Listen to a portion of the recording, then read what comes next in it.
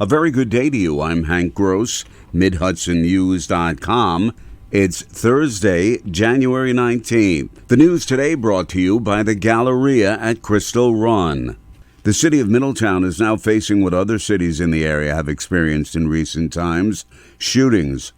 Police Chief John Awanchu says they're being given top priority by detectives and patrol officers alike in an effort to crack down on this latest rash of violence, but he acknowledges it's a challenge. We don't have specific victims in these. It's not like we have someone coming forward and saying, hey, this is what was done to me. We have presumed victims that are not 100% cooperative at this point, so that creates a challenge in and of itself. So a lot of that legwork is being done through technology, through the support of our community residents that are providing us some digital evidence. The gun violence epidemic is being felt across the region, from Poughkeepsie and Newburgh south to Yonkers.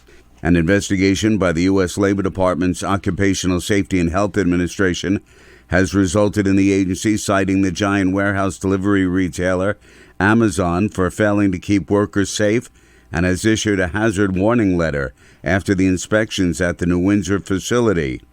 Among the findings in the study, which began last July, were ergonomic issues, specifically that workers face immense pressure to meet pace of work and production quotas at the risk of sustaining musculoskeletal injuries, which are often acute, and that injuries may not have been reported because Amazon's on-site first aid clinic is not staffed appropriately.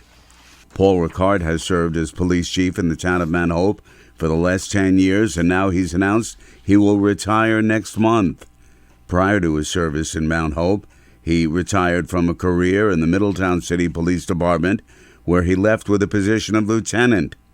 His career is all about serving the community, and the chief said the Mount Hope Department has come a long way during his tenure thanks to the members of the force. Since that time, the police department has achieved many great things, from the different physical infrastructure improvements to the hiring and policy advancements. I am very proud of what we have accomplished. When I accepted this position, I did it to serve the community I live in and love, and I have done that every day since. Through the good days and bad, it was all done in service to the community. Ricard leaves his position as president of the Orange County Association of Police Chiefs. More news right after this. Find over 100 retailers allowing you to spend hours shopping safely at the Galleria at Crystal Run. Enjoy the big brands and the diverse selection of family-owned stores all in one location. The Galleria at Crystal Run offers dining options for everyone with Fuji 110 Grill, Allen's Mediterranean Grill, and Peru Cuisine. Discover the Mid-Hudson Valley's premier shopping, dining, and entertainment destination, the Galleria at Crystal Run. For more information, follow us on Instagram, Facebook, or visit GalleriaCrystalRun.com. Dutchess County Legislature Chairman Greg Pulver and others gathered at the Roosevelt Fire Department Station 3 yesterday to announce plans to offer a tax exemption for members of volunteer fire departments and ambulance services for at least 2 years. The state law allows local governments to adopt a law to exempt up to 10% of the assessed value of a primary home for volunteers in an effort to retain current members and entice potential new recruits to commit to volunteer service. County legislature is set to vote on a variation of the law next month, says Legislature Chairman Greg Pulver. I've been in the fire service for my whole life as a volunteer, and we're just doing anything that can attract somebody to either stay in a retention way or to bring them in to start recruitment. Any little bit helps, and we think that this is something that we can certainly do.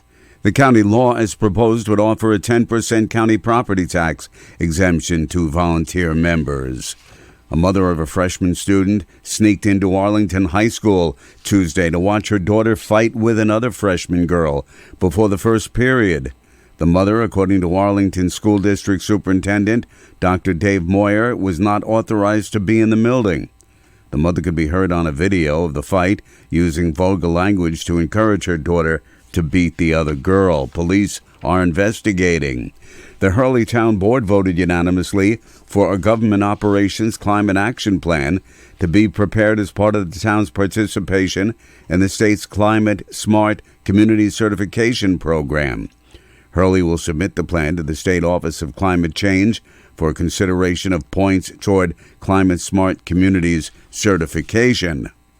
As the workday ended and darkness took over Wednesday, elected officials, labor advocates, and community members gathered at the Holy Cross Church in Midtown Kingston for a candlelight march in support of workers' rights.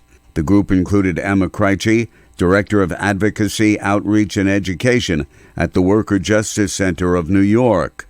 We need to catch up with how our workforce actually functions. During the pandemic, what became very clear is that we had so many workers that were left out of unemployment insurance that need to have support.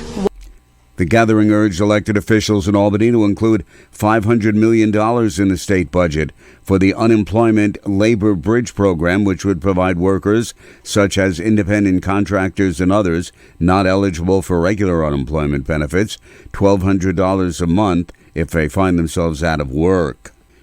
I'm Hank Gross, MidHudsonNews.com. The news today brought to you by the Galleria at Crystal Run.